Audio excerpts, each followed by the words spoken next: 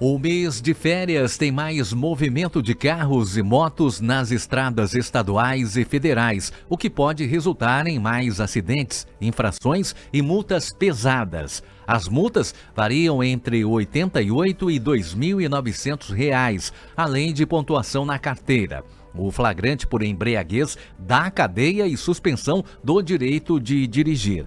Você vai acompanhar agora as informações com o repórter Sátiro Salles para uma viagem sem multas nem infrações. O mês de julho, com as férias escolares, registra um movimento ainda mais intenso nas rodovias estaduais e federais que cortam o Ceará. Para quem está nas CEs e BRs, é preciso cautela e prudência no trânsito para preservar a vida quanto o próprio bolso. Os mais apressados pagam caro quando há imprudência e infrações. As multas de trânsito variam conforme a gravidade da infração e podem pesar no bolso e na carteira do motorista. As infrações são classificadas como leves, médias, graves e gravíssimas. A leve custa R$ 88,38 e soma 3 pontos na Carteira Nacional de Habilitação. Já a média é de R$ 130,16 com 4 pontos. A infração grave tem valor de R$ 195,23 e rende 5 pontos.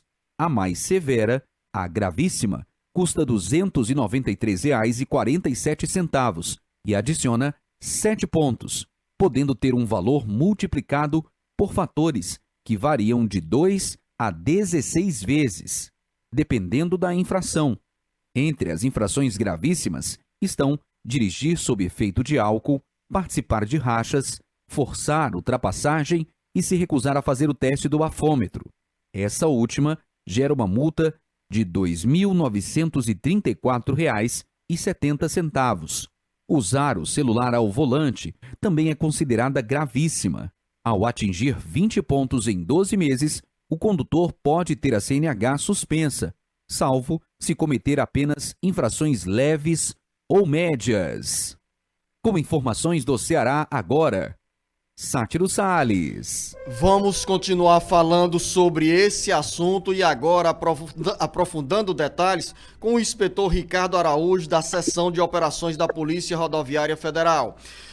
Inspetor Ricardo, seja bem-vindo ao Jornal Alerta Geral. Nesse período de férias, é ainda maior, mais intenso o movimento nas estradas federais que cortam o Ceará? A PRF, ela tem uma preocupação não necessariamente apenas pela quantidade de veículos que tende a aumentar neste período. Mais perigoso do que a própria quantidade é o tipo de veículo que tende a rodar, a transitar pelas rodovias nesse período. Enquanto no período normal, você imagina que durante o ano, aqueles condutores, o que nós chamamos de usuários das rodovias federais, são usuários frequentes, que transitam uma vez, 2 vezes, 3 vezes, transitam rotineiramente nas rodovias federais. O mês de julho, ele tem uma situação bem atípica, não só o julho, mas as férias propriamente dita, que é aquele motorista que pega a rodovia uma vez no ano, que ele pega o seu veículo, que não conhece a rodovia, e vai fazer uma viagem, seja ela uma viagem curta, de 100 km, ou uma viagem longa de mais de 1.000 km. Bom dia. O motorista, sim, ele causa uma preocupação diferenciada para nós, pela sua falta de conhecimento, pelo seu costume em transitar naquela rodovia. Então, nós temos a preocupação não somente na quantidade, mas o tipo de veículo que está transitando nesse momento. Ricardo, e para esse perfil de condutor que você acaba de traçar, que não tem o costume de usar as BRs que cortam o Ceará, quais têm sido as recomendações da Polícia Federal, da Polícia Rodoviária Federal, tanto para homens e mulheres que estão na linha de frente ali na condução do veículo, cortando as estradas federais do Ceará? Muito bem, é muito oportuna a pergunta. Especialmente esses motoristas. Planejamento. Tudo que você vai fazer é planejamento. Uma viagem, ela começa no planejamento. E este planejamento, ele passa depois para a execução, começa pela manutenção do seu veículo. Se ele está em boas condições de equipamentos e em condições de viagem de documentação. Esta é a primeira parte. E a segunda parte do planejamento é você traçar o roteiro. você saber para onde você vai e você pesquisar, você se orientar com pessoas que conhecem a região, que conhecem o trecho, qual o melhor caminho. Uma vez que você sabe qual o melhor caminho, veja quais são as condições de manutenção daquela rodovia, se tem, e as condições de trafegabilidade. Então, quando você passa a conhecer o trecho, mesmo que seja através de pesquisa, que você não conhece propriamente dito, mas conhece através de pesquisa, você tem uma noção por onde você vai transitar, os momentos que você deve reduzir mais a velocidade, os momentos onde você deve ter uma atenção maior por um buraco, por exemplo. A partir daí, você tem uma ideia e tende a ter uma viagem mais tranquila. Isto é o planejamento. A partir do planejamento, vem a sua execução propriamente dita. Então, você, durante a sua viagem, você tem que ter a maior atenção possível em algumas situações. Principalmente, velocidade. Principal atenção, velocidade. Velocidades excessivas, mesmo que seja uma rodovia que não tenha nenhum movimento, que você trafegue numa zona rural com pouquíssimo movimento, mas ali na frente pode ter uma curva e você, se estiver com excesso de velocidade, você pode sobrar naquela curva e via sair do leito carroçável e sofrer um capotamento, um acidente muito grave. Exemplo de velocidade. Um grande outro exemplo que nós pedimos e que chamamos bastante atenção, que é o que mais mata nas rodovias federais do estado do Ceará. Aliás, nas rodovias federais do Brasil, propriamente dito, que é o acidente colisão frontal.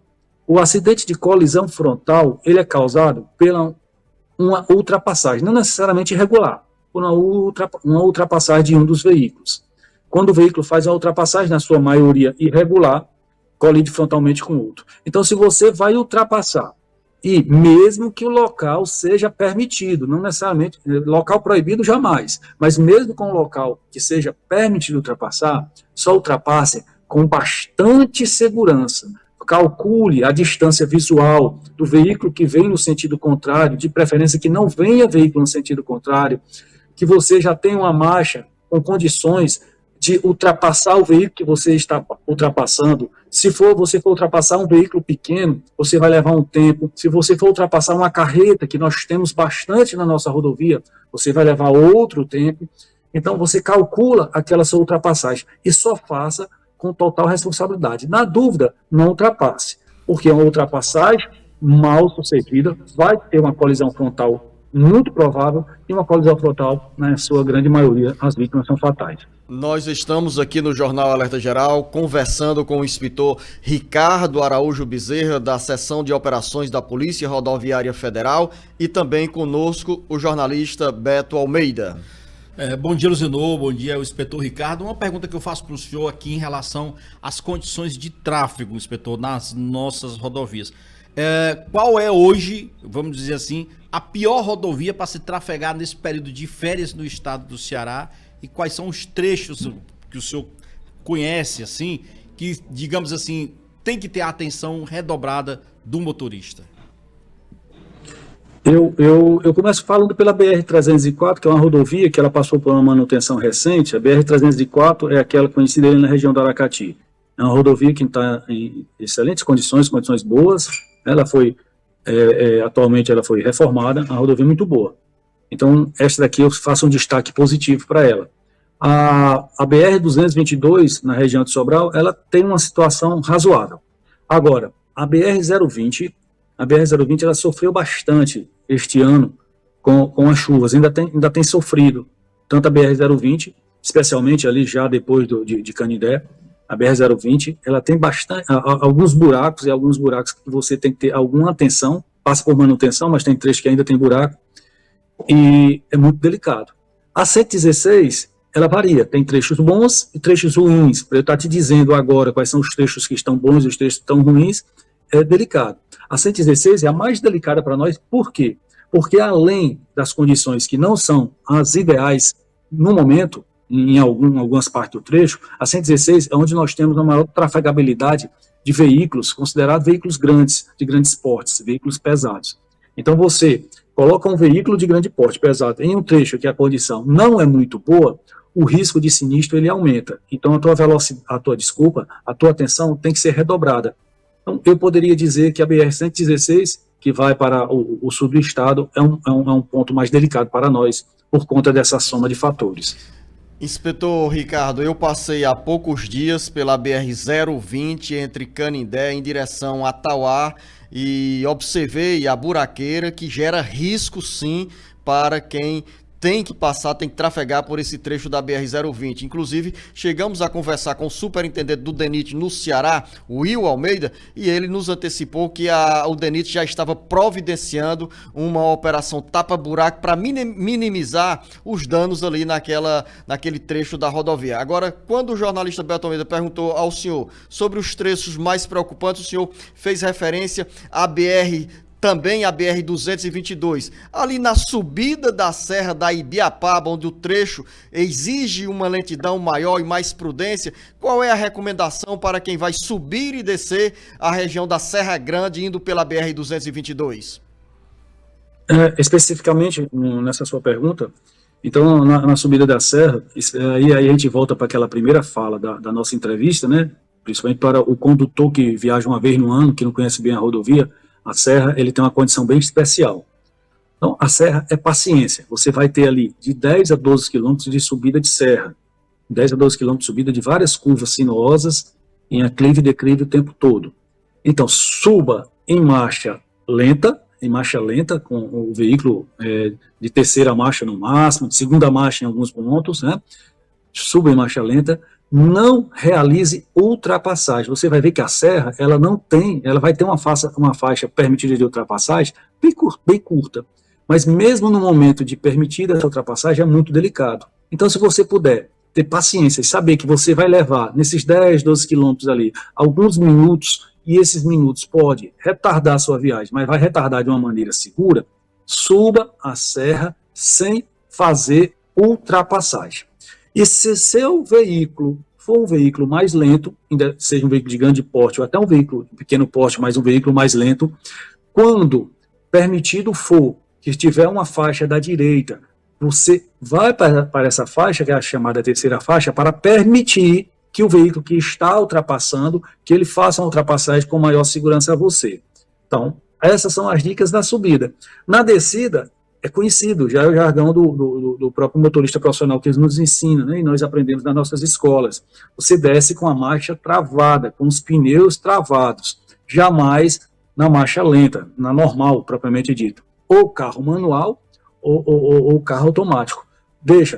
O ideal é se você sobe de terceira marcha, desce de terceira marcha, se você sobe de quarta marcha, desce de quarta marcha, mas você descer com as rodas engrenadas, com a marcha pesada, para você usar o freio motor. E evitar ficar pisando no freio o tempo todo. Inspetor, só para eu tirar aqui uma dúvida, assim, para quem é leigo, né? Quando o senhor diz descer numa serra com a marcha travada, que o senhor diz, então é nada de usar a banguela, o ponto morto, é isso? Jamais, Beto, jamais. Essa pergunta é muito importante. É muito importante essa pergunta. Jamais. Na realidade, o ponto morto, assim, popularmente falado para nós, o ponto morto ele é uma falsa impressão que eu estou economizando combustível, e não economiza, né? Principalmente os carros com injeção. Não há nenhuma economia de combustível, os engenheiros já provaram isso. Ele só aumenta o risco, porque na hora que eu coloco o ponto morto, ou seja, as rodas, eu destravo as rodas, eu deixo de usar o freio motor. E o carro fica mais leve e ele perde a sua estabilidade, especialmente numa curva. Então, jamais em uma descida, e especialmente de serra, ele descer em ponto morto. Boa essa dica, essa observação feita pelo jornalista Beto Almeida e também essas explicações sobre essa recomendação. Inspetor Ricardo, você tem mais uma pergunta, jornalista Beto Almeida? Só perguntar, Luzinor, agora, que eu sempre faço essa pergunta assim, hoje quando você liga o carro, às vezes os mais modernos já avisam assim, ó, liga os faróis e tal. Isso não é mais uma proibição, ou seja, não gera multa mais você andar sem os faróis acesos durante o dia. Mas ainda assim, é uma recomendação que permanece, é válida para a Polícia Rodoviária Federal? Beto, você foi muito feliz na sua pergunta, especialmente em período de férias, com motoristas que não têm muito costume. É uma confusão ainda, né? Mas eu vou explicar para você o que não é obrigatório. Ou seja, quando eu falo que não é obrigatório, todos os outros são obrigatórios. Essas imagens que vocês estão passando agora, por exemplo, essa imagem que você está passando é uma pista que a gente conhece como rodovia de pista simples. Ela só tem duas faixas, uma faixa subindo e outra faixa descendo, sentidos contrários. É uma rodovia simples e o trecho é um trecho que nós chamamos de trecho rural, rodovia propriamente dita, não tem edificação. Estes casos aí continuam obrigatórios. Então, em rodovia que for rodovia simples, como essa que passa na imagem de vocês, a subida da serra, ela é obrigatório o uso do farol. Onde é que deixou de ser obrigatório? É apenas opcional, você usa se quiser. Eu até oriento que use, mas não é obrigatório. Quando a rodovia for duplicada. Um exemplo para vocês que estão em Fortaleza, a saída da BR-116, a rodovia do aeroporto, que é uma rodovia, a saída da BR-222, elas são duplicadas ali, não é obrigatório o uso do farol. Mas quando a pista deixa de ser duplicada e passa a ser uma pista simples, o farol volta a ser obrigatório mesmo de dia. Inspetor Ricardo, fico feliz com essas suas orientações, observações, informações importantes para os nossos ouvintes, principalmente neste período de férias, que tem muitos pais andando nas estradas estaduais do Ceará, exemplo também do que acontece nas rodovias estaduais. Mas, desde já, agradeço a sua colaboração conosco, com os ouvintes do Jornal Alerta Geral. Desejo a você um bom dia e um bom trabalho. Agradeço a oportunidade. Pode contar com a PRF. Fica com Deus. Grande abraço. Valeu, jornalista Beto Almeida. Riquíssima essa entrevista, com informações importantes com o inspetor Ricardo Araújo Bezerra, da Polícia Rodoviária Federal. Muito bom, Luciano. Eu realmente tirei dúvidas, inclusive, como motorista, né, que transito pelas rodovias, e eu acho que isso vai ser útil, dicas úteis, não apenas no período de férias, sabe, Zeno, mas no dia a dia de qualquer pessoa que pega a rodovia aqui no estado do Ceará.